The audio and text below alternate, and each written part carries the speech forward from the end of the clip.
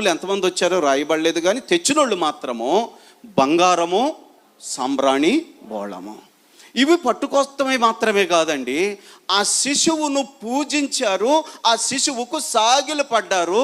అంటే చూడండి, మీరు ఆలోచన చేయండి, ఎవరినైనా చంటి బిడ్డను చూడడానికి వెళ్ళినప్పుడు మీరు ఏమైనా పట్టుకుని వెళ్తారు కానీ అడిగి సాష్టాంగ నమస్కారం చేస్తారా? అదేంటండి, వాళ్ళేంటి వచ్చి శిశువుకు సాష్టాంగ నమస్కారం చేశారు, వారు శిశువును పూజించారని అంటే మన దృష్టిలో వాళ్ళు ఎర్రిబాగులోళ్ళు. ఆయన తెంగరోడండి వచ్చి బోర్లబడి ఆ పిల్లోడికి ఏదో పూజ చేసి పిల్లోడికి సాష్టాంగ నమస్కారం చేసి వెళ్తాడేంటండి.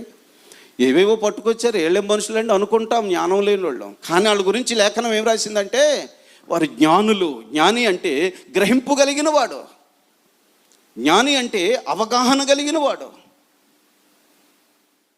రాజు ఆ పుట్టినటువంటి శిశువులో వాళ్ళు ఎవరిని చూస్తున్నారంటే ఆయన